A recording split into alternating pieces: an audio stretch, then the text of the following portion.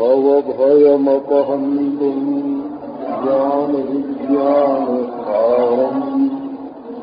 भगवतिवेदसारम्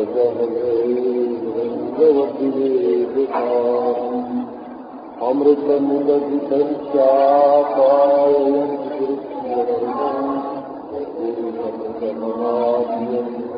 कृष्णसंजनलो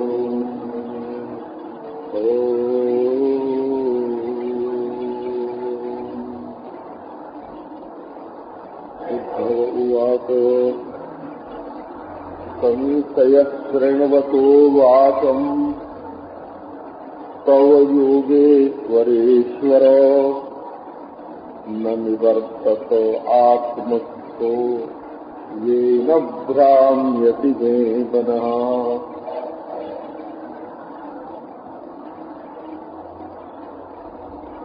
अब श्री उद्धव जी भगवान श्री कृष्ण से प्रश्न करते हैं। विश्वनाथ चक्रवर्ती ने इससे एक व्यंग्य निकाला है। कहते हैं कि जब तुमने श्री कृष्ण उपदेश शुरू किया तब तो ये कहा कि तुम ज्ञान के अधिकारी हो और विद्धि माया मनोमयम त्वं तु सर्वं परित्यज्य स्नेहम स्वजन बंधुषु, सबके साथ स्नेह करो और सारी सृष्टि को माया मात्र समझो क्योंकि ये मनोमयी है और इस धरती में समदृष्टि होकर के बिखरो। तो ये मालूम हुआ कि मैं तो ज्ञान का अधिकारी हूँ, ऐसा तुम समझते हो। फिर थोड़ी देर के बाद कहा कि मई कर्माणि कर्माणि निरपेक्ष समाचर, निष्काम होकर के सब कर्म मेरे लिए करो। तो ऐसा लगा कि मैं निष्काम कर्म का अधिकारी हूँ। अब तुम कहते हो कि तस्मात् स्वबुद्धोत्सृज्य चोदनाम प्रतिचोदनाम प्रवृत्तं च निवृत्तं च श्रोतव्यं चित्तमेव च, सब धर्म कर्म छोड़ करके मेरी शरण में आ जाओ। तो अब मालूम पड़ता है कि मैं शरणागति का भक्ति का अधिकारी हूँ। तो इतने तो उपदेश किए और उनमें से मैं क्या करूँ, कर्म करूँ कि छोड़ूं, निष्काम कर्म करूँ कि भक्ति करूँ कि ज्ञान प्राप्त करूँ, कोई बात साफ नहीं हुई। तो संशय शरणवतो वाचम के योग है, उन सब योगों को जानने वाले, बताने वाले, निभाने वाले जो महापुरुष हैं, कनकादि अथवा शिवादि, उनको योगेश्वर बोलते हैं। और उन योगेश्वरों का भी स्वामी होने के कारण श्री कृष्ण को योगेश्वरेश्वर बोलते हैं। इनके भी ये स्वामी है। बोले हे योगेश्वरेश्वर तव वाचम शृण्वतः मे मम आत्मस्थः संशयो न निवर्तते। तुम्हारी बात सुनते सुनते भी हमारे हृदय में रहने वाला जो संदेह है, वो संदेह है निवृत्त नहीं होता है कि हम निष्काम कर्म में लग जाएं, कि शरणागत हो जाएं, कि तत्वज्ञानी हो जाएं, क्या करें, ये बात पक्की नहीं होती है। एक अभिप्राय तो इसका ये है। श्री जीव गोस्वामी ने संदर्भ में इस प्रसंग पर बताया कि भगवान ने तो जो कुछ कहा तो साफ ही साफ कहा। उन्होंने कहा कि निष्काम कर्म करने से अंतःकरण शुद्ध होता है और शुद्ध अंतःकरण या तो स्वयं पदार्थ का चिंतन करता है या तो तत्पदार्थ का चिंतन करता है। तो तत्पदार्थ का चिंतन करके उसको तत्पदार्थ से एक कर दो तो तत्वज्ञान हो गया, और स्वयं तत्पदार्थ का चिंतन करके स्वयं पदार्थ को उसकी शरण में कर दो तो भक्ति हो गई। ये बात भगवान ने बिल्कुल साफ साफ कही है। फिर भी उद्धव जी के मन में ये बात है कि दूसरे के मन में कोई शंका न रह जाए, इसलिए अपने में संशय का आरोप करके कभी दूसरों को बड़ी शंका होगी ये कहने की जगह हमको शंका हो रही है, ये कह करके उद्धव जी भगवान से इसका स्पष्टीकरण चाहते हैं कि ये बात साफ साफ हो जाए। बोले अभी संशय हमारा निवृत्त नहीं होता, ये न भ्राम्यति मे मनः, इसी से मेरा मन जरा भटक रहा है। श्रीधर स्वामी ने इसका अर्थ दूसरा निकाला। वो कहते हैं कि उद्धव का प्रश्न ये है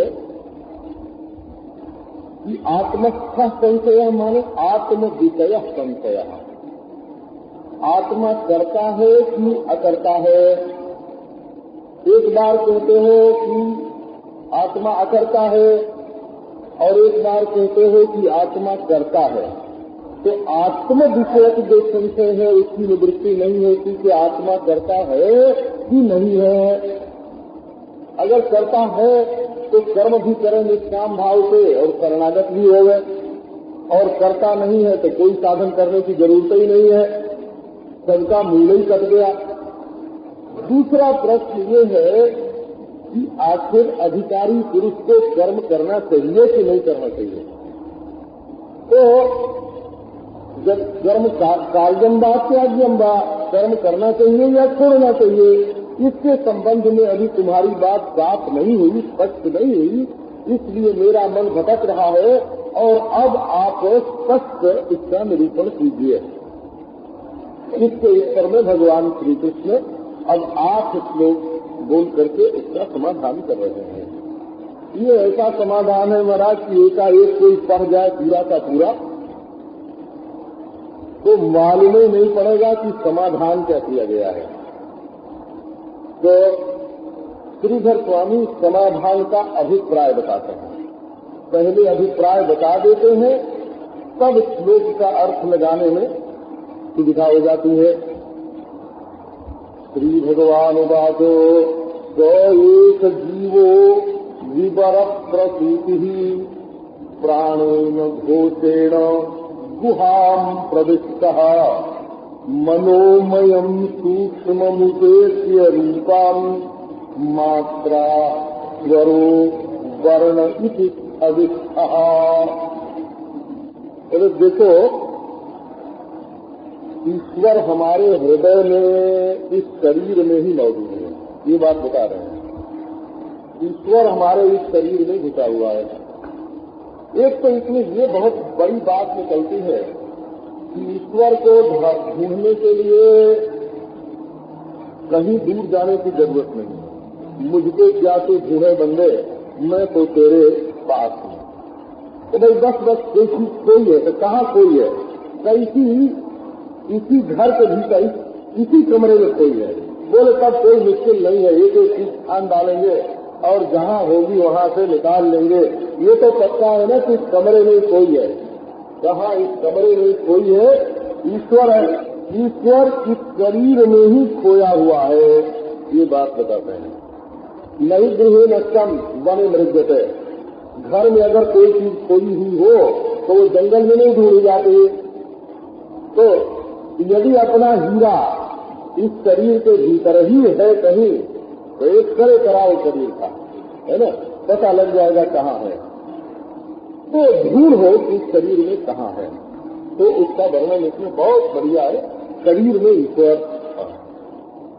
तो इसको श्रीधर स्वामी ने पहले यह समझाया कि देखो, ईश्वर जो है वो नेक मायावी है ना। नेक माने उसके असली स्वरूप के किसी कल्पित अंश में, एक अंश में ही माया है, संपूर्ण में माया नहीं है। तो संपूर्ण में माया नहीं है और तो भी असली माया नहीं है, कल्पित माया है। तो कल्पित माया से तो असली का कुछ बनता बिगड़ता नहीं है। तो नेक मना उसमें माया है। और जो ईश्वर माया के बस में नहीं होता, माया ही ईश्वर के बस में रहती है। और वो उस माया को अपने बस में करके इस संपूर्ण प्रपंच के रूप में भाग रहा है।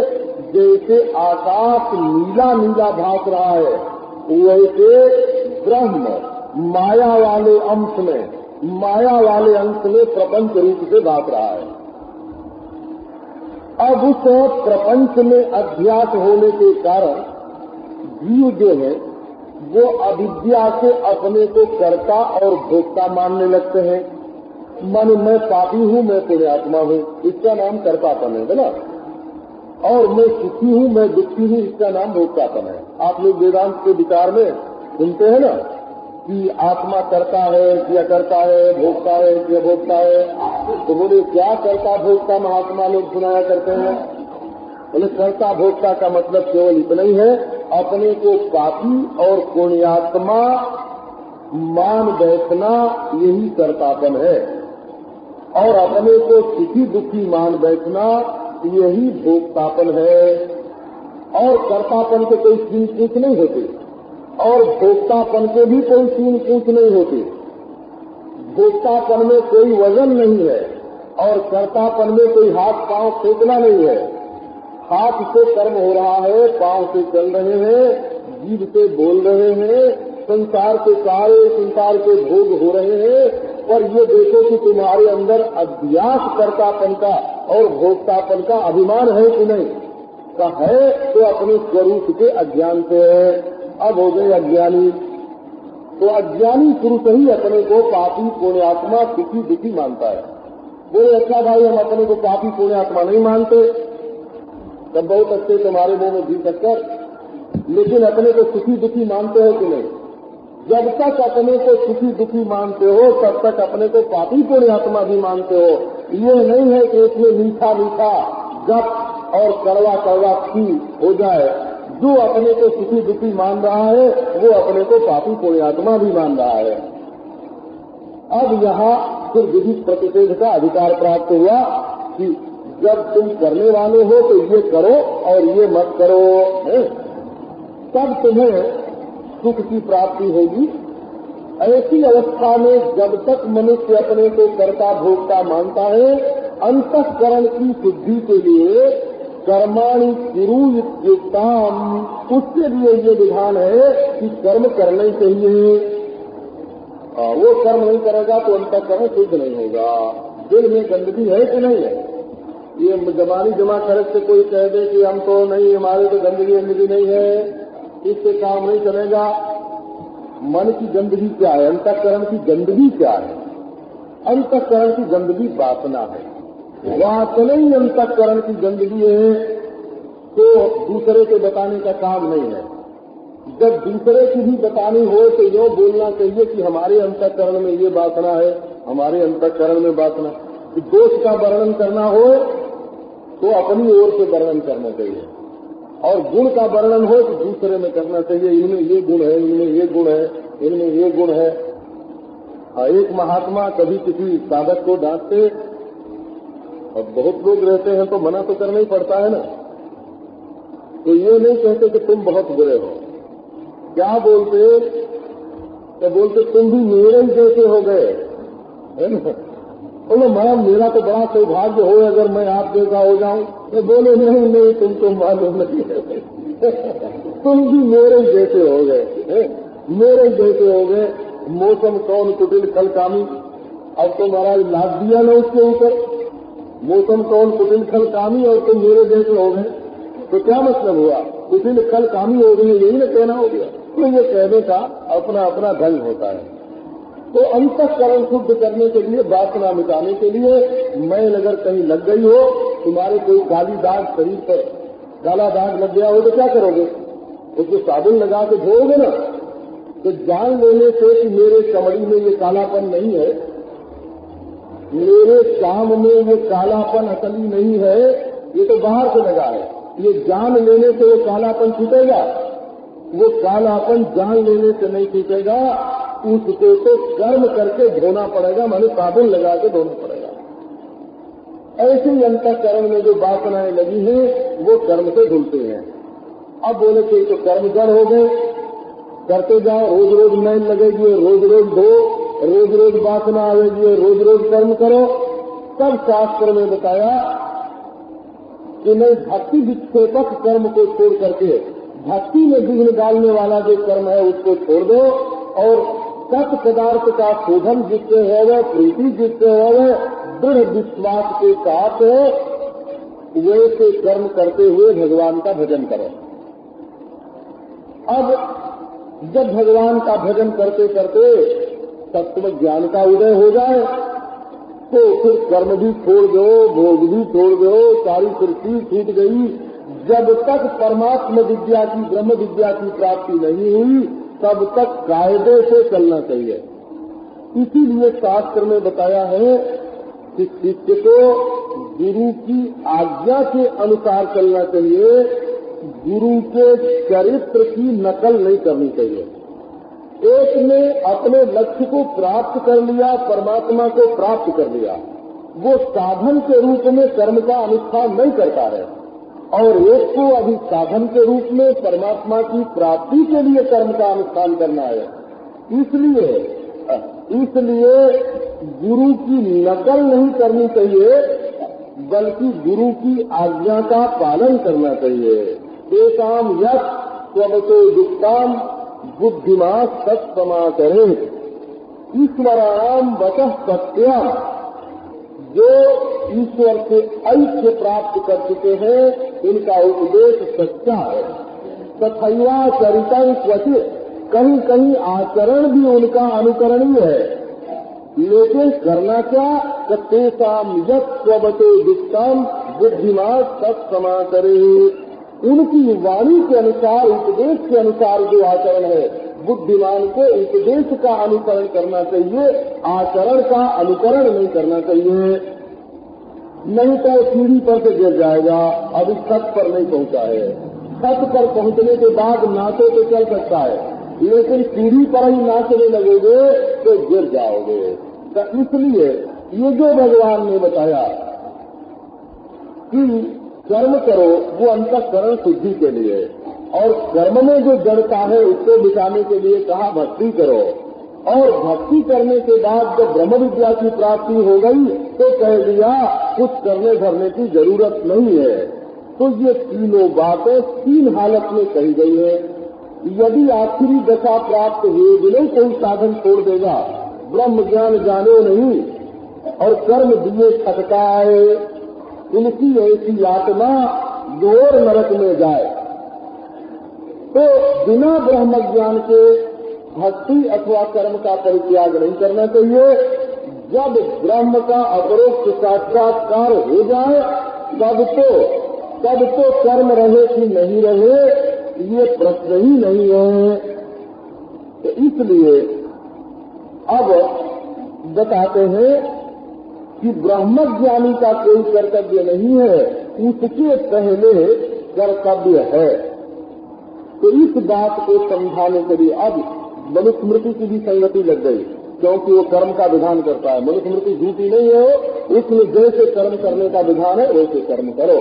ये जो कर्म कांड है, श्राद्ध है, मूर्ति पूजा है, अवतार है, यज्ञ जाग आदि है, ये सब मनुष्य के कल्याण के लिए है। इससे मनुष्य की भलाई होती है, उसके करने से करने वाले का भला होता है।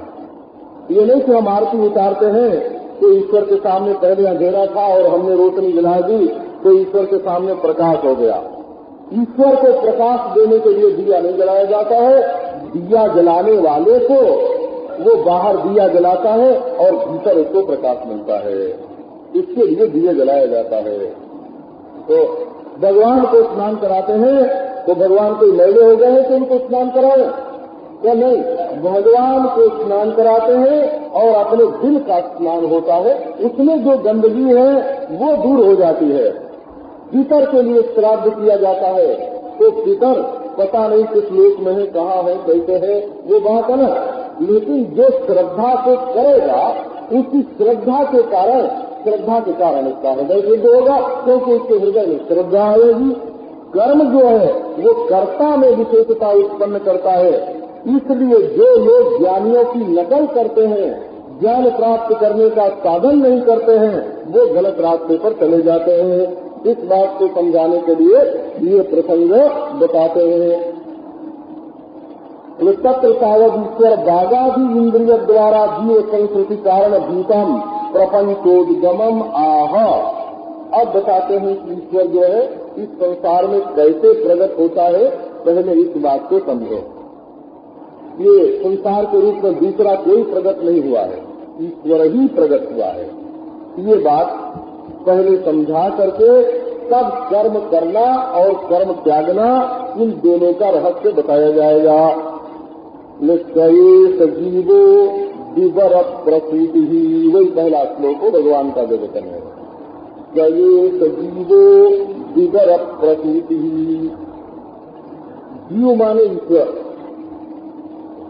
ये श्रीमद् भागवत में जीव माने ईश्वर है। यहाँ जीव सब जीवयति सर्वान, जो सबको जिलाता है उसका नाम जीव, सबको जीवन दान देता है उसका नाम जीव है।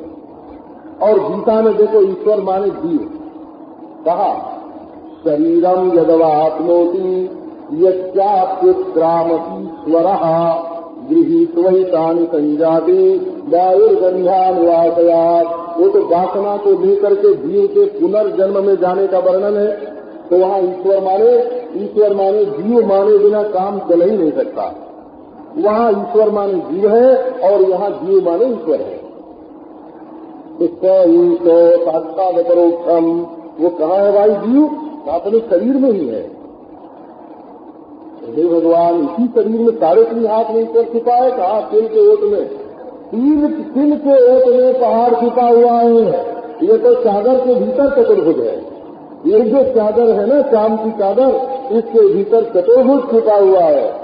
विवर प्रसूति ही, अभिव्यक्त होता जाहिर होता है ईश्वर इसके इस शरीर में। विवर प्रसूति किस ढंग से? विवर माने गुफा, गुफा में प्रसूति माने अभिव्यक्त होता है, जाहिर होता है।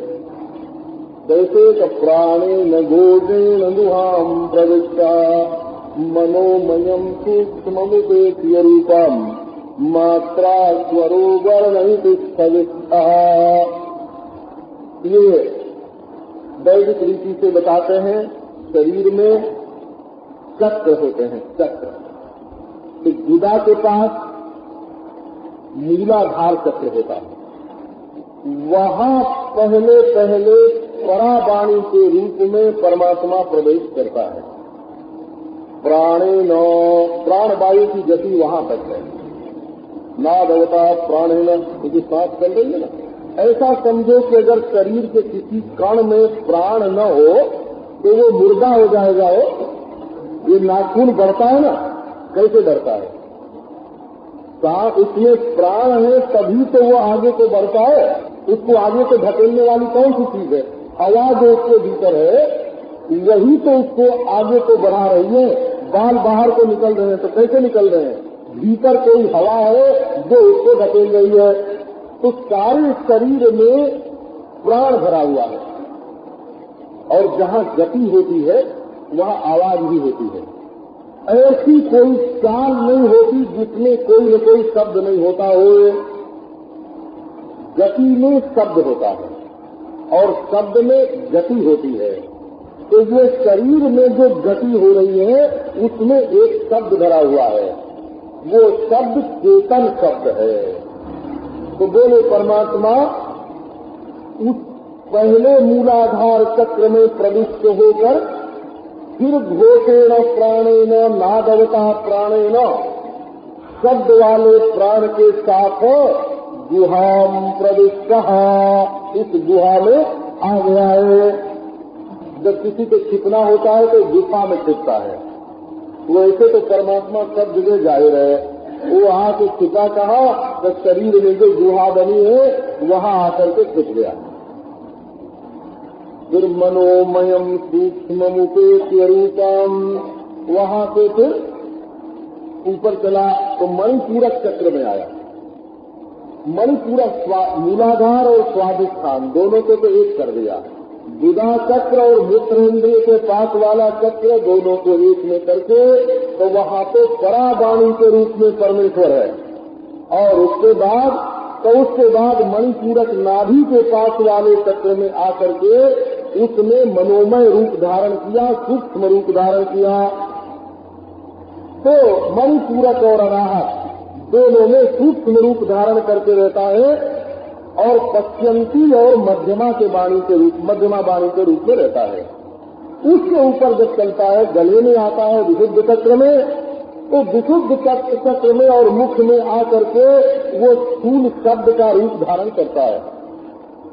वो क्या है कि मात्रा स्वरूपवर्णित स्थविष्ठः, मात्रा माने ह्रस्व दीर्घ प्लुत, इसको मात्रा बोलते हैं। आ है ना, और बड़े जोर से बोले आ, तो ह्रस्व व दीर्घ आ ऐसे बोलते हैं। क्या है? तो ये मात्रा है। एक मात्रा में बोलते हैं, दो मात्रा में बोलते हैं। ये संगीतज्ञ लोग जो है ना, वो आलाप करते हैं, इनकी मात्रा गिनी हुई होती है, वो कितनी मात्रा में करना। और स्वर माने आकार से लेकर के आह पर्यंत जो 16 स्वर है, और वर्ण माने क से लेकर के ख पर्यंत जो व्यंजन है, उनको वर्ण बोलते हैं। तो वर्ण, स्वर और मात्रा, इनके द्वारा वैखरी वाणी बनती है। स्थूल हो करके ईश्वर आता है। सब वेद बनते हैं, वेद प्रकट होते हैं, वेद की शाखाएं प्रकट होती है, लौकिक वैदिक सब शब्दावली बनती है। अब देखो, एक बार इस बात पर फिर से ध्यान दो कि एक तो चेतन परावाणी रूप शब्द, और जो मूलाधार और स्वाधिष्ठान 2 चक्रों में ही प्रकट होता है, और एक मणिपूरक और स्वाधिष्ठान में शब्द जो हम बोलते हैं, तो जो पश्यंती और मध्यमा वाणी के रूप में प्रकट होता है, और एक कंठ और जिह्वा के द्वारा उच्चारण होने वाला शब्द जो हम प्रत्यक्ष रूप से बोलते हैं। अब ईश्वर को ढूंढना है। बोले शब्द तो वही है जो हम मुंह में बोलते हैं ना, राम राम राम। अब ये राम राम, ओम ओम, सोहम सोहम, शिवोम शिवोम, या मोहन मोहन, सोहन सोहन, ये सब शब्द जो हम बोलते हैं जीव से, ये शब्द क्या है? बोले ये ईश्वर का ही रूप है। जितने शब्द हम बोलते हैं, ये ईश्वर ही शब्द बन करके आया है। क्योंकि सब वर्ण वही बना, सब स्वर वही बना, सब मात्रा वही बना, सब रस व दीर्घ वही बना। ये जो हमारी आवाज है, इसके रूप में ईश्वर प्रकट होता है, वैखरी वाणी के रूप में। इसके भीतर मध्यमा वाणी के रूप में वही है, इसके भीतर पश्चंती वाणी के रूप में वही है, इसके भीतर परावाणी के रूप में वही है। शुद्ध चैतन्य ही है वो तो परावाणी के रूप में। बोले ठीक है, इस स्थूलता सूक्ष्मता के क्रम को पहले पहचानो। ये बड़ी अद्भुत बात है। जो लोग साधन भजन के प्रसंग को जानते हैं, एक ओर तो कहते हैं कि सहस्रार में ईश्वर का दर्शन होता है। एक पक्ष ये है कि सबसे ज्यादा चेतनता, सबसे ज्यादा प्रकाश, आज्ञा चक्र से भी ऊपर, वंश नाल से भी ऊपर, भ्रमर गुफा से भी ऊपर, त्रिपुटी से ऊपर। अरे वो तो बड़े विचित्र विचित्र हैं, अगम लोक हैं, शून्य शिखर है। तो एक ओर तो ये बात है कि ईश्वर जो है शरीर के ऊपरी भाग में मिलता है, और दूसरा भाग ये है कि ईश्वर शरीर के मध्य भाग हृदय में मिलता है, और तीसरी बात यह है कि मूलाधार चक्र में उसके सूक्ष्मतम रूप की, निष्क्रिय रूप की प्राप्ति होती है। अब बताओ इन तीनों में से कौन ठीक है? तो असल में मूलाधार में भी वही है, हृदय में भी वही है, सिर में भी वही है। जहाँ ध्यान करके तुम सूक्ष्म स्तर में प्रवेश करोगे, वहाँ वो मिल जाएगा। ये द्वार जो है वो तो तुम्हारी भावना से खुलते हैं। ये जो ईश्वर का लोक है, ईश्वर लोक में प्रवेश करने के लिए जो द्वार खुलते हैं, वो ध्यान के उत्कर्ष से, भावना के प्रकर्ष से वो ध्यान खुलते हैं। तुमने अपने शरीर के भीतर ईश्वर का दर्शन किया कि नहीं? तो ये ईश्वर के दर्शन का स्थान है। यथा नलस्तेन बंधुरूष्मा बलेन दारोण्यधिमत्स्यमानः अणुप्रजातो हविता समुद्यते तथैव मे यत्तिरियं हि वाणी।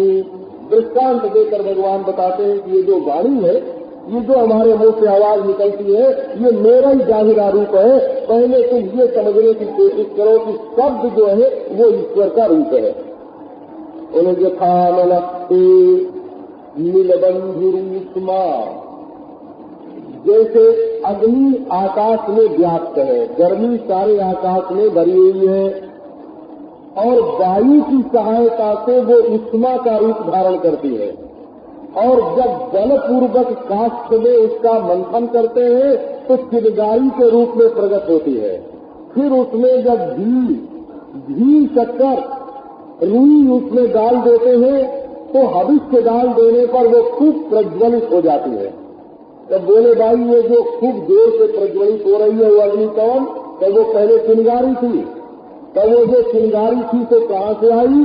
तो जब लकड़ी में जोर से मंथन किया गया तब तो वो लकड़ी में कहाँ से आई? तो वो आकाश में व्याप्त अग्नि को ही वायु ने, प्राण ने उस लकड़ी में डाल दिया, प्राण शक्ति से आई। तो वो आकाश में तो पहले से ही मौजूद थे। इसी प्रकार ईश्वर जो है वो हमारे शरीर में आकाश में अग्नि के समान व्याप्त है। प्राण वायु के द्वारा शरीर में प्रकट होकर के मंथन करने पर चिंगारी के रूप में प्रकट होता है और फिर वही वाणी के रूप में, शब्द के रूप में निकल रहा है। असल में ये जो हमारी वाणी है ये भगवान का प्रगट रूप है। ये बात कही तो गई है मामूली तरह से, लेकिन इसका जो नतीजा निकलता है वो बहुत विलक्षण है। एवं गति यथा गति एवं, जैसे वाणी ईश्वर का प्रगट स्वरूप है, इसी प्रकार समझो हाथ में चलना कहाँ से आया? हाथ में पकड़ना कहाँ से आया? पाँव में चलना कहाँ से आया? कर्म। बोले ये भी मूलाधार चक्र में ईश्वर आया। मूलाधार चक्र में ईश्वर आया हो, वो भी मणिपूरक में आकर के फिर शक्ति बना। उसी क्रम से हाथ में आकर के वही क्रिया कर रहा है। क्रिया हाथ से जो क्रिया कर रही है, हो रही है ना, ये कौन है? बोले ईश्वर है। हाथ से जो काम हो रहा है, ये पांव से जो चलना हो रहा है, ये कौन है? का ईश्वर है। गुदा से जो विसर्ग हो रहा है वो कौन है? ईश्वर है। अब लोग 5 कर्मेंद्रियों की बात कह दे। अब घ्राणो रसो दृश्य स्पर्श श्रुति, ये नाक से वही ईश्वर जो सूक्ष्म रूप से प्रकट हुआ, वही नाक से सूंघना, वही जीभ से स्वाद लेना, वही आंख से देखना और वही त्वचा से छूना और वही कान से सुनना, ज्ञानेन्द्रियों के रूप में भी वही प्रकट हुआ है। अब देखो ईश्वर तो भर रहा है ना, संपूर्ण जीवन में हमारे ईश्वर को भर रहे हैं। संपूर्ण क्रिया के रूप में ईश्वर और संपूर्ण ज्ञान के रूप में ईश्वर। संकल्प विज्ञान मथाभिमान, मन में संकल्प कहाँ से आया? तो संकल्प का स्थूल रूप तो हमको दिखता है, संकल्प का सूक्ष्म रूप देखो, और फिर संकल्प का कारण रूप देखो, फिर संकल्प का तुरीय रूप देखो। जैसे परावाणी तो वो परमात्मा है, तुरीय रूप जो परमात्मा है वही शांत ज्ञान के रूप में, पश्यंती वाणी के रूप में, वही विशेष ज्ञान के रूप में, मध्यमा वाणी के रूप में, और वही संकल्प के रूप में हमारे मन में प्रकट हुआ है। संकल्प भी मनोब्रह्म उपास्य। विज्ञानम, बुद्धि में जो विज्ञान हुआ वो कहाँ से आया? जो सूक्ष्म परमात्मा है वही बुद्धि में विज्ञान बन करके आया, वही हमारे चित्त में अभिमान बन करके आया, वही सूत्रात्मा बना, वही रजोगुण बना, वही सत्वगुण बना, वही तमोगुण बना। और ये संपूर्ण विकार जो सात्विक मन में राजस क्रिया आदि के रूप में और तामस द्रव्य के रूप में, द्रव्य ज्ञान क्रिया ब्रह्मा, जितने द्रव्य है, जितनी क्रिया है और जितने ज्ञान है, इन सब के रूप में कौन प्रकट हुआ है? तो एक ईश्वर। ये शरीर में जैसे प्रकट हुआ है वैसे बाहर भी वही प्रकट हो रहा है। तो इसलिए ये जो प्रपंच का रूप है, संसार का रूप है, ये ईश्वर से भिन्न नहीं है। अयम ही जीवस त्रिवृदयोनि अव्यक्त एके वयसा आद्या विश्लिष्ट शक्तिर बहुधेव भाति बीजानि जोनिम प्रतिपद्य यावतो। ये जो सबको जिलाने वाला जीव रूप ईश्वर है, ये आदि में अव्यक्त था। काल से वैसा माने काले लो, वह शब्द का अर्थ काल, काल ने उसकी शक्तियों को अलग अलग कर दिया। तो ये बात शक्ति है, ये बोलने की ताकत है, ये सुनने की ताकत है, ये देखने की ताकत है, ये करने की, ये चलने की, ये सब ईश्वर की शक्तियाँ ईश्वर ही माया शक्ति के द्वारा सर्व रूप में प्रकट होकर के बहुधा प्रतीत हो रहा है, क्योंकि वही आदि कारण है, वही त्रिवृत माने त्रिगुण का आश्रय है, वही अब्द देवी माने लोक पद्म का कारण है। बोले भाई ये एक ही ईश्वर तरह तरह से कैसे प्रतीत हो रहा है? बोले बीजा निजोनिम प्रतिपद्य जावत यदवत, जिस प्रकार बीज जैसे खेत में गिरता है वैसा आकार धारण करके तत्त बीज जो है वो प्रकट होते हैं, वैसे ईश्वर जो है वो नाना रूप में प्रकट हो रहा है। इसलिए उसकी माया का विनाश होने के कारण उसकी आश्रित ये जो जगत है वो ईश्वर से जुदा नहीं है। जुदा होना मायापन है, असल में तो ईश्वर ही है। यस्मिन् निदं प्रोतमसे समूतम पतो यथा तंतु वितान संस्थः इत्ययेष संसार करुष पुराण कर्मात्मकः पुष्पफले प्रसूते। जैसे पट माने कपड़ा जो मनुष्य के शरीर को ढकता है उसको पट बोलते हैं, वो जैसे सूत में ही ओतप्रोत है। ताना और दाना आड़े से सूत और लंबाई में सूत, लंबाई सूत की और चौड़ाई सूत की, और उनको ऐसे ढंग से बैठा दिया गया कि सूत आपस में उलझ गए और उसका नाम कपड़ा हो गया। कपड़ा सूत से जुदा नहीं है। कोई कहे कि सूत से जुदा और कपड़ा जुदा, कहाँ जुदा है? कैसे? तो कपड़ा पहनने के काम आएगा, जाड़ा मिटावेगा, शर्म मिटावेगा, सूत शर्म नहीं मिटावेगा, पहनने के काम नहीं आवेगा। तो ठीक है, काम की दृष्टि से दोनों जुदा जुदा हैं, लेकिन कपड़ा और सूत तत्व से जुदा नहीं है। क्यों?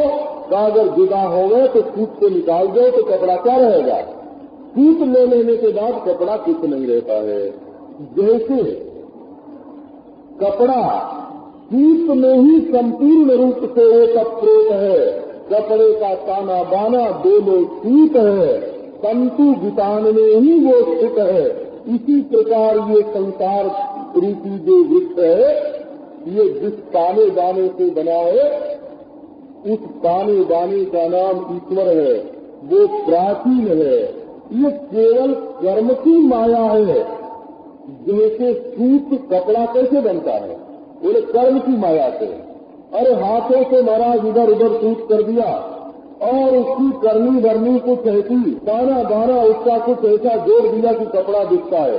इसी प्रकार एक ही ईश्वर कर्म के कारण ही ये नाना प्रकार का भासता है। तत्व दृष्टि से सब जैसे सूत है। और मैं अहमदाबाद गए थे तो साबरमती आश्रम में और गांधी जी के चित्र रखे हुए थे, तो उन लोगों ने बताया कि ये जापान से ये चित्र आया है, कपड़ा ही कपड़ा है महाराज। अब वो कपड़े को ऐसे ढंग से बैठा दिया है कि उसमें साफ गांधी जी डंडा लेके पांव फेंकते हुए दांडी की तरफ जा रहे हैं, दांडी यात्रा हो रही है। अब उसमें उस सूत के सिवाय दूसरी कोई चीज नहीं है, परंतु सूत को जैसे हरिण बनाते हैं ना, ये स्त्रियों की साड़ी होती है, उस पर हरिण बनाते हैं, बेल बूटा बनाते हैं, पौधा बनाते हैं। ये कैसे बनाते हैं? वो सूत के सिवाय दूसरी क्या चीज होती है? इसी प्रकार ईश्वर जो है वो सूत की जगह पर है और उसको महाराज लोगों की उसको ऐसी ढंग से बैठा दिया गया है कि ये प्रपंच मालूम पड़ता है। तो पुष्प फल है प्रसूते, इसी में से ये पुष्प और फल ये दोनों निकलते हैं। पुष्प फल माने भोग जो है ये तो फूल की तरह है, देखने में बहुत अच्छा, लेकिन असलियत में कुछ नहीं। और अपवर्ग माने मोक्ष वो फल है, माने उसके खाने से रस आता है, स्वाद आता है। इस संसार में भोग जो है वो फूल है और मोक्ष जो है वो फल है। ये जो है अथवा कर्म और कर्म का फल, ये दोनों इस बने हुए संसार में ही निकलते हैं। अब इनका विस्तार करके बताते हैं। अब तक ये बात बताइए कि इस प्रकार ये समष्टि और व्यक्ति रूप से, छोटे रूप में और सर्व रूप में ये जो संसार बना हुआ है, ये परमात्मा के स्वरूप को न जानने के कारण उसने कल्पित किया हुआ है। और ये जो वृक्ष रूप संसार है, कर्तृत्वादि रूप संसार का हेतु जो है वो अज्ञान है। तो ज्ञान के द्वारा अज्ञान की निवृत्ति हो जाती है, तब फिर कर्म करने की कोई जरूरत नहीं रहती है। उसके लिए न विधि रहती है और न तो निषेध रहता है। अब वृक्ष के रूप में संसार का वर्णन करते हैं। द्वे अस्य बीजे शतमूल त्रिनालः पंचस्कंधः पंचरस प्रसूति दशैकशाखो विसुपर्णमीदः त्रिबलकलो विफलोर्कम प्रविष्टः। ये संसार रूपी वृक्ष कैसा है, तो वृक्ष का रूपक जरा विस्तार से बताते हैं। बोले ये अस्य बीजे, इस संसार रूप वृक्ष के दो बीज हैं। तो दो बीज क्या होते हैं? बोले एक पाप और एक पुण्य। पाप और पुण्य इस संसार के बीज हैं। शतमूलः, सैकड़ों जो वासनाएं हैं वो इसकी जड़ है। और त्रिनालः, तीन इसकी नाल है, मुख्य जड़ है। तीन मोटी मोटी जड़ है। वो कौन? सत्य गुण, रजोगुण, तमोगुण। पांच जो है वो इसके स्कंध है, माने मोटा तना जैसे होता है, पांच तना इसमें है कंधे वृक्ष के। पांच है पंचभूत और पंचरस प्रसूति और शब्द स्पर्श रूप रस गंध, ये पांच जो विषय है ये इसके रस हैं पांच तरह के। दशैक शाखा, 10 इंद्रियां और एक मन, ये इसकी शाखा है। द्विसुपर्णमीदः, और दो पक्षी इस पर जीव और ईश्वर दोनों इस पर रहते हैं। त्रिबलकलः, तीन इसमें त्वचा है, खाल तीन है। कफ दांत पित्त, ये तीन इसमें खाल है। द्विफलः, इसमें सुख और दुख रूप दो फल होते हैं। और अर्कम प्रविष्टः, ये पाताल से लेकर के सूर्य मंडल पर्यंत, जिसके बाद मुक्ति होती है तो जिसका भेदन करने पर वहाँ पर्यंत ये संसार ही फैला हुआ है। अदंतिकम फलमस्य गृध्रा ग्रामे चरा एक मरण्यवासा हंसा गएकम बहुरूपमिद्यैर मायामयम वेद सवेद वेदम। अब ये वर्णन करते हैं कि इनका फल, पेड़ का फल खाता कौन है। बोले महाराज दो तरह के पक्षी इस पर रहते हैं, एक तो गीध रहते हैं और एक हंस रहते हैं। तो गीध कौन है? अदंतिकैकम फलमस्य गृध्रा ग्रामे चरा, काम्य विषयों का, ग्राम माने गंदे विषयों का भोग करने वाले जो हैं वो ग्रामेश्वर जो गृध्र हैं, गवारू गृध्र, गवारू ढंग के गृध्र जो है वो इसके दुख रूप फल को ही भोगते हैं। जैसे जीव मांस ही खाता है, गंदी चीज इसको खाना पसंद है, ऐसे जो गृध्र है माने वासनावान प्राणी है, ये इसमें दुख भोगते हैं। और एक मरण्यवासा, एक शुद्ध जंगल में रहने वाले पवित्र पक्षी है, हंस है, वो क्या एक फल वो भोगते हैं, तो वो सुख रूप फल भोगते हैं। जो गंदे विषयों की वासना में फंस जाएगा उसको बारंबार दुख होगा, और जो अपने को पवित्र विदेशी त्यागी बना करके रखेगा तो वो सुखी रहेगा।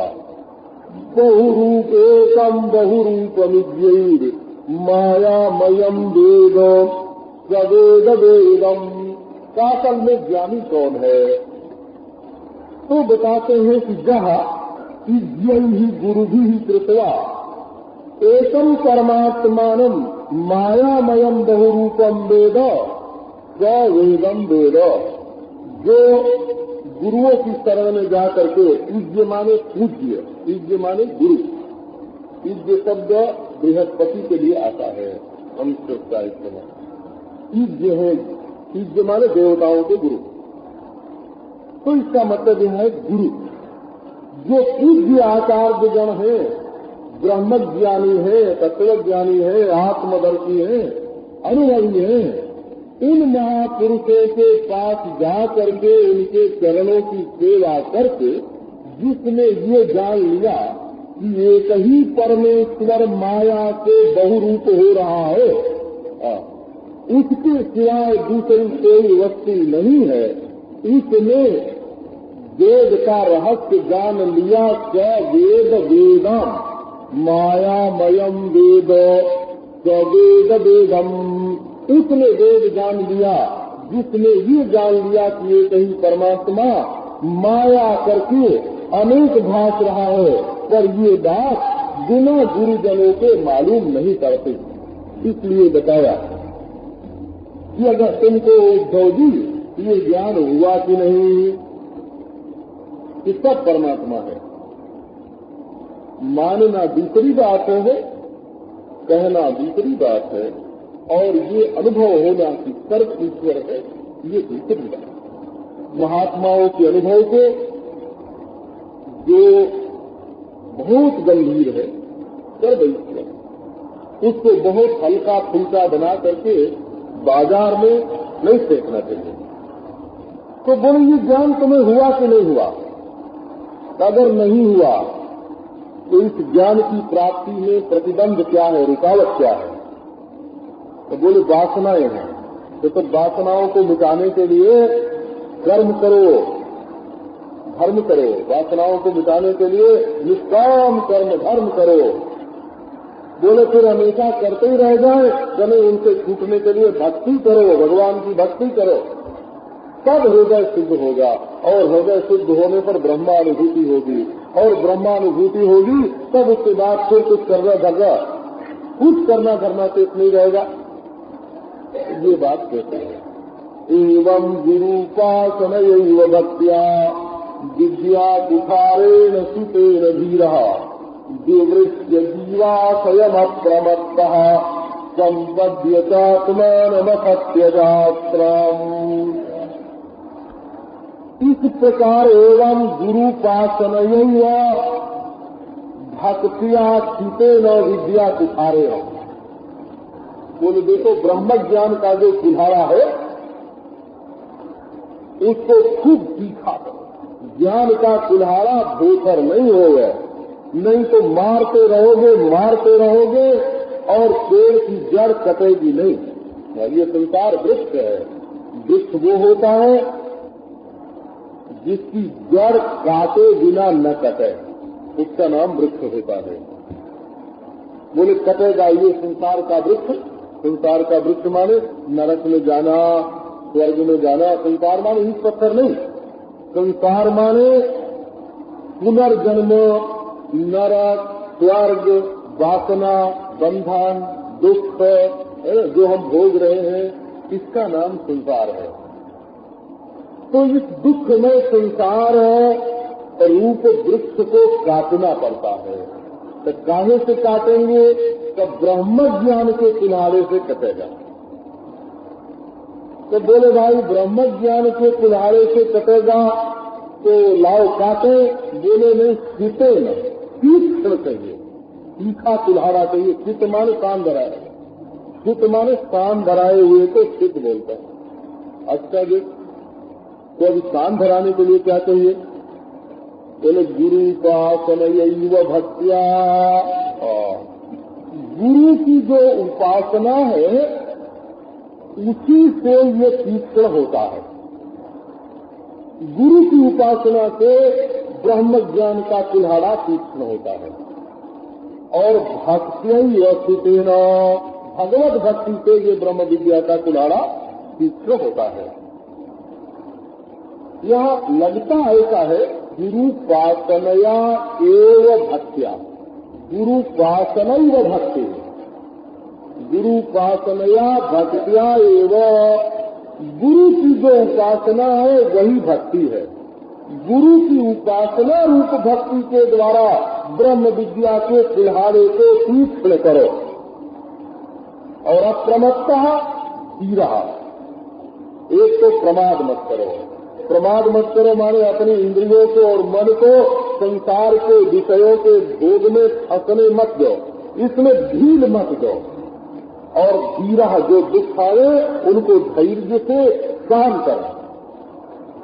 और इस तरह से जीवाशयम विवृष्य, ये जीव का जो आशय है, जीव को छोटा बनाने वाला जो ये अंतःकरण वासनामय अंतःकरण की उपाधि है, उसको काट करके संपद्यतात्मानम, परमात्मा से एक हो करके अथत्यजास्त्रम, इसके बाद कुल्हाड़ा फेंक दो। न तो सांस बनाने वाली मशीन की जरूरत है, फिर तो न अंतःकरण शुद्ध करने वाले कर्म की जरूरत है, न तो फिर गुरु की उपासना की जरूरत है, न तो विद्या की कुल्हाड़ी ब्रह्म ज्ञान के कुल्हाड़े की भी जरूरत नहीं है, क्योंकि एक बार जब कट गया तो अथत्यजास्त्रम, हथियार फेंक दो। अब तुम ही तुम हो, तुम्हारी जीत हो गई। तो ये जो शास्त्र में बताते हैं कि भाई सब कुछ छोड़ करके ब्रह्मनिष्ठ हो जाओ, वो ऐसे ही नहीं बताते हैं। पहले साध लो, है ना, फिर उसको छोड़ना होता है। जब सिद्ध दशा में पहुंच जाते हैं तब वो छूटता है। उसका ये मतलब नहीं है कि आ गई तो साधन प्रारंभ किया, बोले बस अब हो गया, अब हमको साधन करने की जरूरत नहीं रही, तो रहे कहा। तो जहाँ साधन करने से पहले जिस संसार में थे, सुखी होते थे, दुखी होते थे, रोते थे, गाते थे, वही पापी, वही पुण्यात्मा, वही सुखी, वही दुखी। वृक्ष दुख की तो निवृत्ति नहीं हुई, एक अभिमान ज्ञानी होने का और आ गया, साधन छूट गया, इसलिए जीवन में ज्ञान होगा नहीं। इसलिए जब तक ब्रह्म ज्ञान नहीं हो जाए तब तक गुरु की उपासना नहीं छोड़ना, निष्काम कर्म नहीं छोड़ना, भगवत भक्ति नहीं छोड़ना। ये छोड़ने वाली जो बात कही जाती है, ये ब्रह्म ज्ञान होने के बाद के लिए कही जाती है, ब्रह्म ज्ञान के पहले के लिए नहीं कही जाती है। इस जब जीत हो जाए तब अस्त्र फेंका जाता है। अपने पास अस्त्र शस्त्र हो गए ना, तो इसका त्याग कब किया जाता है? तो अपनी जीत हो जाए, दुश्मन मर जाए तब। और दुश्मन तो बना रहे, अपनी जीत हो नहीं और हथियार फेंक दिया, तो इसका अर्थ क्या हुआ? तो हार मान ली। इसका अर्थ तो हुआ हार मानना, और दुश्मन तुम्हारे ऊपर विजय प्राप्त कर लेगा। तो इस प्रकार अब ये 12वां अध्याय पूरा हुआ। 13वें अध्याय में वर्णन करते हैं साधन का।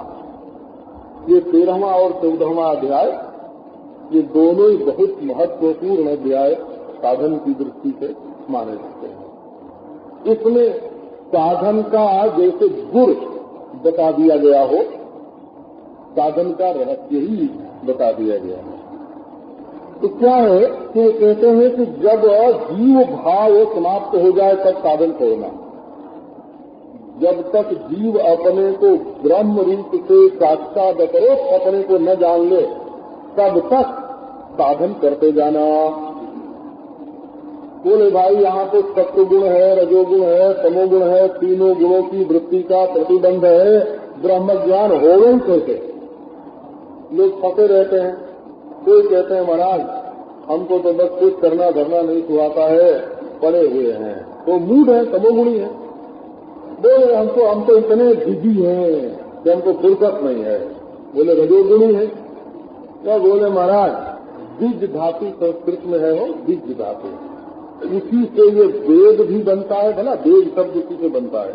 उद्वेग वेद उद्विग्न बनता है ना, उद्विग्न, तो ये बीज का ही तो बनता है ना। तो उसके मूल धातु का रूप बीजी है, और प्रत्यय से रूप जो बने हैं वो वेद विघ्न इत्यादि बने हैं। तो वही क्या कर रजोगुणी है, इतना काम मरने की फुर्सत नहीं। तो एक ने एक दिन कहा कि महाराज आप तो कहते हो सत्संग करो, यहाँ तो मरने की फुर्सत नहीं है। क्या ईश्वर करे भाई तुमको मरने की फुर्सत नहीं हो, ये तो बहुत अच्छा है, लेकिन भगवान के भजन के लिए तो थोड़ी फुर्सत निकालो, है ना। मरना क्या मंगल का काम है कि उसके लिए फुर्सत निकालने की जरूरत है। वो तो जिस दिन आवेगी मौत जिस दिन आवेगी उस समय वो ये थोड़ी देखेगी कि तुम फुर्सत में हो कि बेफुर्सत में हो। वो तो काम अधूरा, जो का तो महाराज काम अधूरा। मोटर से चले यहाँ से वहाँ और रास्ते नहीं समाप्त। वो फुर्सत नहीं देखती है। तब क्या किया जाए? फिर जब रुकावटें बहुत हैं तो अब बताते हैं कि भाई गुणों से मत डरो, तमोगुण रजोगुण। मैं शांत हूँ ये भी सत्वगुण है। हमारी तो समाधि लगी रहती है, संकल्प ही नहीं उठता है, तो चुपचाप बैठे रहते हैं। तो ये सब क्या है? बोले ये सब सत्वगुण का भी खेल, सत्वगुण का ही खेल है। एक बार उड़िया बाबा जी महाराज से किसी ने पूछा कि महाराज ज्ञान हो जाने पर खूब मस्ती बनी रहती होगी, तो बोले कि मस्ती जीव धर्म है कि ब्रह्म धर्म है ना। मस्ती जीव धर्म है, मस्ती ब्रह्म धर्म नहीं है। वो देह नहीं रहती है, इसका ब्रह्म ज्ञान के साथ कोई रिश्ता नाता नहीं है।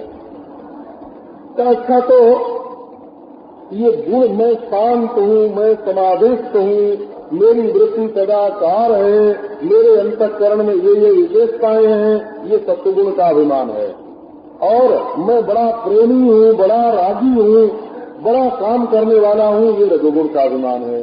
अरे भाई हमारा तो अब उठने बैठने का मन ही नहीं होता है, पड़े हैं, बोले ये तमोगुण का अभिमान है। ये मूढ़ता अपने अंदर नहीं आनी चाहिए। पर ये आत्मा के धर्म नहीं है। आत्मा का धर्म तो सत है, चित है, आनंद है। ये आत्मा का स्वरूप है, हमेशा बने रहना, हमेशा चमकते रहना, हमेशा है ना आनंद में रहना। तो ये आत्मा का स्वरूप है। तो इसीलिए भगवान बताते हैं सत्वम रजत तमैति गुणा बुद्धिर न चात्मनः सत्वेनान्यतमौ हन्यात् सत्वम सत्वेन चैवहि। भगवान ने कहा कि ये जो सत्वगुण रजोगुण तमोगुण ये तीनों गुण हैं, ये द्रव्य नहीं है, गुण है। एक बात तो यही समझनी चाहिए कि ये मूलभूत पदार्थ नहीं है, वस्तु नहीं है, ये द्रव्य नहीं है, ये तो गुण है। तो एक आदमी है उसमें दया गुण है, तो क्या दया मात्र का ही नाम आदमी है? तो नहीं, आदमी में दया तो एक गुण है, वो कभी रहता है कभी नहीं रहता है। ऐसे ऐसे ये तीनों गुण जो है ये आत्मा में कभी दिखते हैं कभी नहीं दिखते हैं, ये गुण है। सुसुप्ति में तो केवल तमोगुण ही दिखता है, रजोगुण सत्वगुण का पता ही नहीं। सपने में रजोगुण दिखता है और जागृत में तीनों ही दिखते हैं। तो इस तरह से चलता है। ये आत्मा के गुण नहीं है, बुद्धि वृत्ति के माने प्रकृति के गुण हैं। तो हमें अपना साधन भजन कैसे करना चाहिए? बोले सत्वे नान्यतमौहन्या सत्वम सत्वेन चैवहि। सत्वगुण को बढ़ा करके हमें रजोगुण और तमोगुण इन दोनों का नाश करना चाहिए। अपने जीवन में सत्वगुण बढ़ाओ। भोग के लिए कर्म करोगे तो रजोगुण बढ़ेगा, और ईश्वर के लिए कर्म करोगे, गुरु के लिए कर्म करोगे, यज्ञ के लिए कर्म करोगे तो वो सात्विक कर्म हो जाएगा और वो रजोगुणी कर्म को मिटा देगा। तो बोले न करें तो नहीं करोगे तो तमोगुणी हो जाओगे। तो ये बात बताई। एक बात ये बताई, पहली बात ये है कि आदमी तो बिल्कुल निकम्मा तो बैठना नहीं चाहिए, क्योंकि निकम्मेपन में ही सारे दोष आते हैं। बेकारी जो है वो बुराई की जड़ है, वो बुराई की जननी है। बुराई की माँ का क्या नाम है? बुराई की माँ का नाम है बेकारी। जब आदमी बेकार होता है तो अंत इधर उधर की बात सोचता है। तो एक तो निकम्मा मत रहो, निकम्मा नहीं रहोगे तो तमोगुण गया। नहीं तो आलस में बैठे हैं, प्रमाद में बैठे हैं। दो आलसी सो रहे थे, तो एक ने कहा कि क्या सो रहा, दूसरे थे क्या सो रहा है, तू बड़ा आलसी है, ये देख मेरी छाती पर आम गिरा है ना, इसको उठा के जरा मेरे मुंह में तो लगा दे। बड़ा आलसी है। वो बोला कि वाह, मेरे मुंह पर कुत्ता मूत गया तो मैंने उसको हटाया ही नहीं, अब तुम्हारा आम मैं लेके तुम्हारे मुंह में डालने जाओ। महाराज आलसी बहुत होते हैं। तो ये आलसी लोग जो होते हैं, घर में आग लग जाए नहीं उससे में, ऐसे आलसी होते हैं, घर में आग लग जाए और उससे नहीं, न इसके लोग के काम में न परलोक के काम के। ये आलसी लोग तो बिल्कुल पत्थर, उनको समझो एक तरह से ब्रह्मा की भूल हो गई है। क्या उनको पत्थर बनाना चाहिए था, उनको आदमी क्यों बनाया? ये ब्रह्मा की भूल है जो आलसी आदमी सृष्टि में देखने में आता है। अच्छा, फिर काम में लग गए तो किस ढंग का करते हैं? अब ये देखो, अपने लिए काम करते हैं कि दूसरे के लिए काम करते हैं कि ईश्वर के लिए काम करते हैं, किसके लिए काम करते हैं? उद्देश्य की पवित्रता देखो। तो जब सबके लिए काम करेंगे, ईश्वर के लिए काम करेंगे तो वो सात्विक हो जाएगा। शास्त्रोक्त काम करेंगे तब वो सात्विक हो जाएगा। अब वो काम करते करते भी जब व्याकुल हो गए तो तब बोले अब सत्वम सत्वेन चाहिए, शांति, समाधि, उपासना, योग अभ्यास के द्वारा सूक्ष्म सत्वगुण के द्वारा स्थूल सत्वगुण का भी नाश कर देना। सत्वा धर्मो भवेद वृद्धा उनको मदभक्ति लक्षण सात्विकोपासया सत्वम ततो धर्म प्रवर्तते। जब सत्वगुण की वृद्धि होती है सृष्टि में, अपने जीवन में जब सत्वगुण बढ़ता है, वृद्धा सत्वा धर्मो भवे, तब मनुष्य के जीवन में धर्म आता है। बोले बाबा धर्म भी आ गया तो उसी में लगे रह जाएंगे? कि नहीं, ऐसा धर्म आता है जो मदभक्ति लक्षण, जिससे मेरी भक्ति प्राप्त होती है। अच्छा, सत्वगुण की तो बड़ी प्रशंसा की कि सत्वगुणी बनो, सत्वगुणी बनो। ये जीवन में जितने दोष आते हैं वो, इसका मूल कारण ये है कि जैसे लोगों के साथ बैठोगे, यादृशान सन्निविशते, जैसे लोगों के बीच में रहोगे और यादृशा शोक सेवते, जैसों की सेवा करोगे, और यादृश भावितो, और स्वयं जैसा बनना चाहोगे वैसे बन जाओगे। ये संसार में जितना भी बिगाड़ हुआ है संग से बिगाड़ हुआ है, संग से बिगाड़ हुआ है। संसार में जितना मनुष्य शराबी कैसे बना? शराबियों के संग से। जुआरी कैसे बना? जुआरियों के संग से। व्यभिचारी कैसे बना? तो व्यभिचारियों के संग से। बिना संग के मनुष्य के जीवन में कोई बिगाड़ नहीं आता। धूर्तों का संग करो, धूर्त बन जाओगे। तो संग के बारे में बहुत सावधानी रहनी चाहिए। तो सात्विकोपासया सत्वम ततो धर्म प्रवर्तते। पहले सात्विक जो पुरुष है उनकी उपासना करो, सत्वगुणी पुरुषों की उपासना करो, मानो उनमें श्रेष्ठ भाव करके उनका संग करो। तो इसके बाद अपने जीवन में सत्वगुण आएगा, और जब सत्वगुण आएगा तो धर्म आ जाएगा। धर्मो रजस्तमोहन्यात् सत्ववृद्धिरनुत्तम आसुनश्यति तन्मूलो ह्य धर्म उभयेहते। सत्य धर्म से सत्वगुण की वृद्धि होती है, और सत्वगुण से श्रेष्ठ दूसरा कोई गुण नहीं है।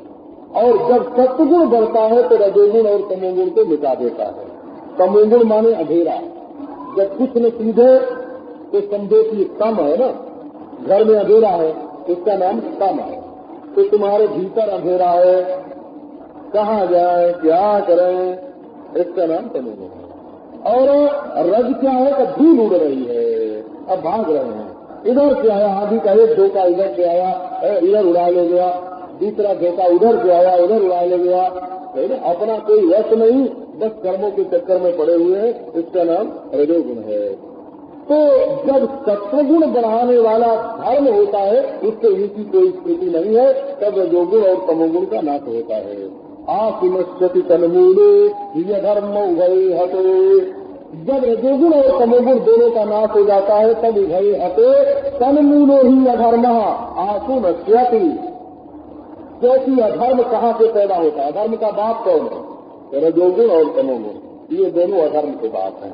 एक तो आदमी कुछ न सूझने से अधर्म करता है, और इस आदमी राग द्वेष के फंदे में इतना फंस जाता है कि वो सोचता है कि अगर हम अधर्म न करें तो आगे बढ़ ही नहीं सकते। तो राग द्वेष के चक्कर में फंस करके आगे बढ़ने के लिए अधर्म करता है। वही तवह एक बात तो ये है कि तुम करते क्या हो, उसमें से गुण आएगा तुम्हारे जीवन में। और दूसरी बात ये, पढ़ना सुनना दोनों एक में मिला दोगे ना, पढ़ते सुनते क्या हो। दूसरी बात पीते क्या हो। तीसरी बात जिन लोगों में रहते हो वे कौन है, प्रजा कैसी, जनता कैसी है, और स्थान कैसा है, और समय का उपयोग कैसे करते हो, और कर्म क्या करते हो, और तुमने किसी को गुरु बना करके दीक्षा ली है कि नहीं, और ध्यान करते हो कि नहीं, मंत्र तुम्हारा कौन सा है, और संस्कार तुम्हारे हुए हैं कि नहीं। इन 10 के अनुसार मनुष्य को गुण की प्राप्ति होती है। इसको मैं अभी थोड़ा फैला के बताऊंगा।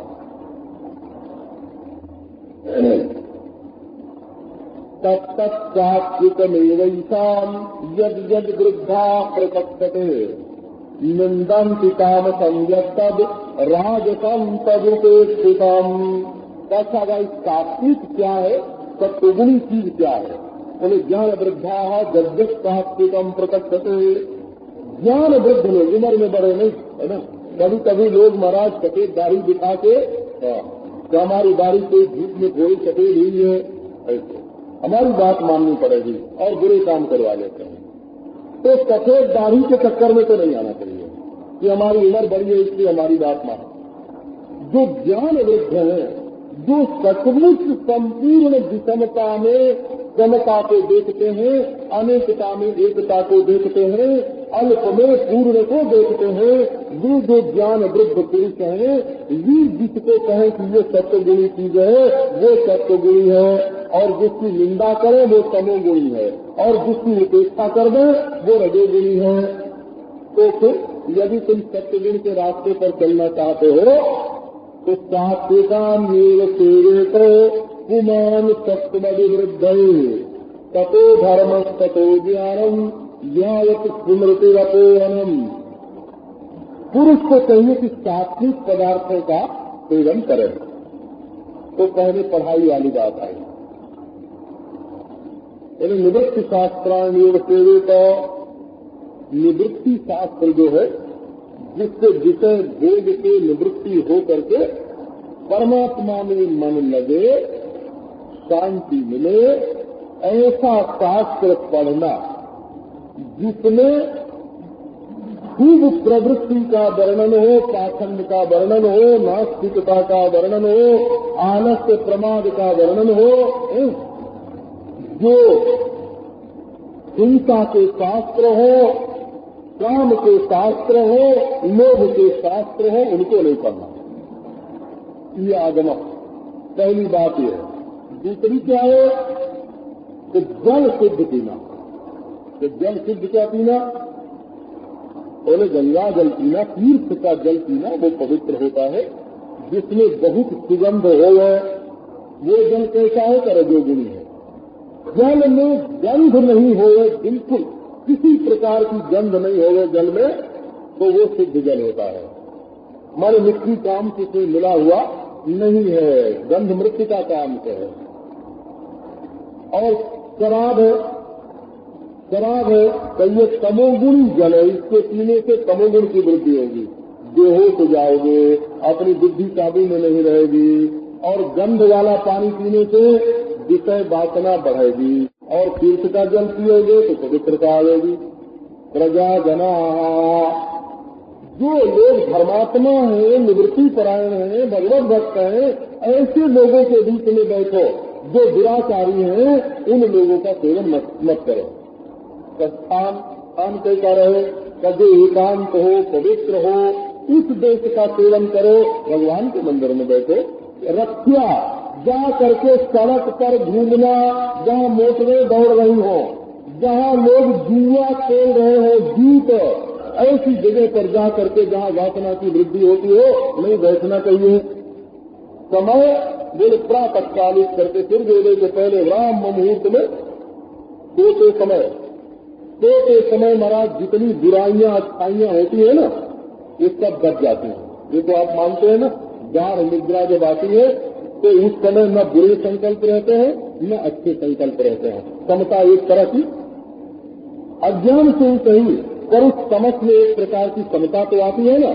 अब जब आप उठे सो करके तब सदगुणों को जगाएं, दुर्गुणों को न जगाएं।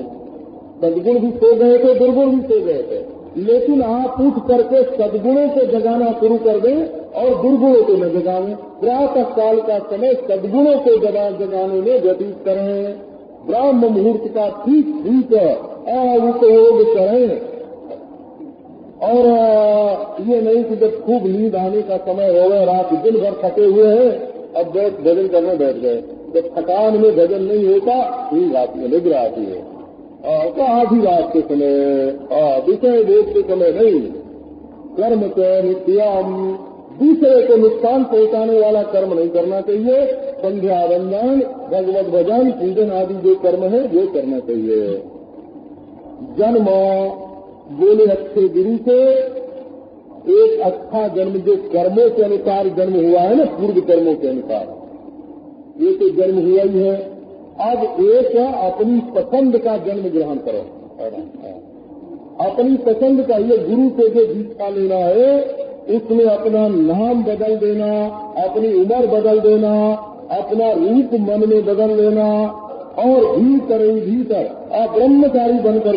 ब्रह्मचारी बन करके नवीन जन्म संपादन किया, नवीन वेश धारण किया। अब जब भजन करना हुआ तब बस उसी रूप को धारण करके भजन करने लग गए। तो नया जन्म पैदा करना और क्षुद्र जन्म कभी ग्रहण नहीं करना। अपने को हीन कभी नहीं मनाना कि मैं भूत का भक्त हूँ, कि मैं भैरव का भक्त हूँ। भूत भैरव का भक्त अपने को नहीं बनाना। ध्यान करना, मेरे ध्यान भगवान का, जो परम कोमल, परम दयालु, परम मृदु, जो अकिंचन प्रिय, भक्त वत्सल, प्रेम पर्वत जो प्रभु है उसका ध्यान करना। स्त्री पुरुष, दुश्मन, दोस्त से इनका ध्यान नहीं करना। मंत्र भी जब करना हो तो जो शुद्ध वैदिक शास्त्रीय जो मंत्र है उनका जप करना। और जो कामना पूरी करने वाले हैं, रूपम देही, जगन देही, ऐसे मंत्र का पत्नी मनोरमान देही, मनोवृत्तानुसारिणी, कारिणी, दीर्घ संसार सागर किलोद्भवाम, देही सौभाग्यम आरोग्यम, देही में परमं सुखम। ये देही करके जो मांगने वाले दो अब रोज अपने को कंगना बनाओगे तो तुम बड़े कहाँ से बनोगे। रोज सवेरे उठ के जो भीख मांगने का नियम बना ले, रोज सवेरे उठ के हम भीख ही मांगने जाएंगे। अब ये नियम कोई बना ले तो बड़े आदमी तो कभी नहीं हो सकता, हमेशा कंगले का कंगला रहेगा।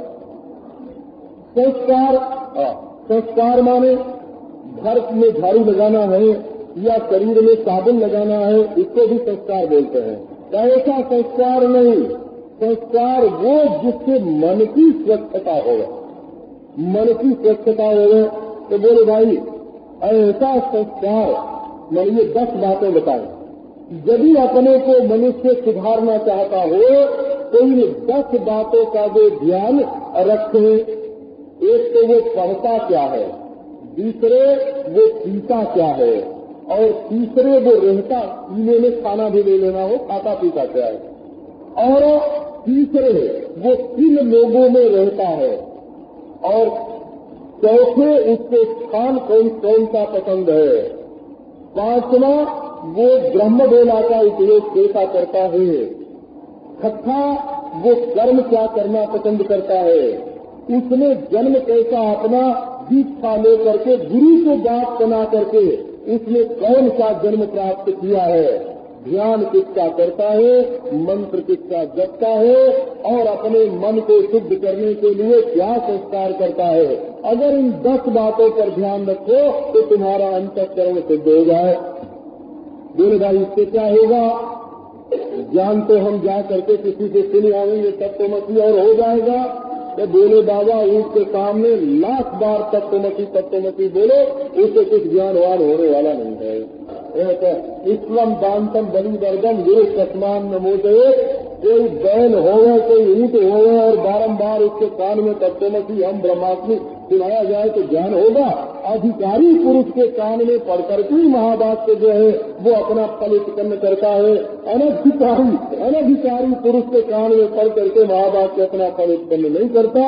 और अधिकारी बनने के लिए ये जरूरी है इन 10 बातों का ध्यान रख करके धर्मात्मा बनो, उससे ज्ञान होगा और ज्ञान हो करके ब्रह्मनिष्ठा बनेगी और ब्रह्मनिष्ठा होने से अविद्या और अविद्या का बनाया हुआ जो प्रपंच है इसका लोप हो जाएगा और बस फिर तो परमात्मा ही परमात्मा, परमात्मा ही परमात्मा रहता है। देव संघर्ष जो बानुर दग्ध्वा साम्यति तद्वनम एवं गुणव्यत्येजो देह साम्यति तत्तेजः। बोले अरे शरीर के तीनों गुणों का काम है, अगर कार्य है इसमें ये तीनों गुण नष्ट कैसे होंगे? बोले जंगल में बांस का जंगल होता है, जब तेज हवा चलती है तो वे बांस आपस में रगड़ते हैं, उनकी रगड़ से आग पैदा होती है। बांस की रगड़ से आग पैदा हुई और बांस का जंगल जल गया। इसी प्रकार महाराज ये देह तीनों गुणों का कार्य है सही, लेकिन इसी शरीर में जब सत्य गुण पैदा होता है तब अपने मूलभूत जो गुण हैं उनके गुणों को नष्ट करने में ये समर्थ हो जाता है। ये भगवान श्री कृष्ण ने समझाया। इसके बाद उद्धव जी प्रश्न करते हैं कि लोग जानते हैं कि विषयों का भोग करने में बड़ा दुख है और आपत विपत भी आती है, फिर भी लोग कुत्ते की तरह और गधे की तरह विषयों का भोग क्यों करते हैं? तो भगवान इसके उत्तर में जो बात कहते हैं अब उसके फिर बात चलिए रखते हैं।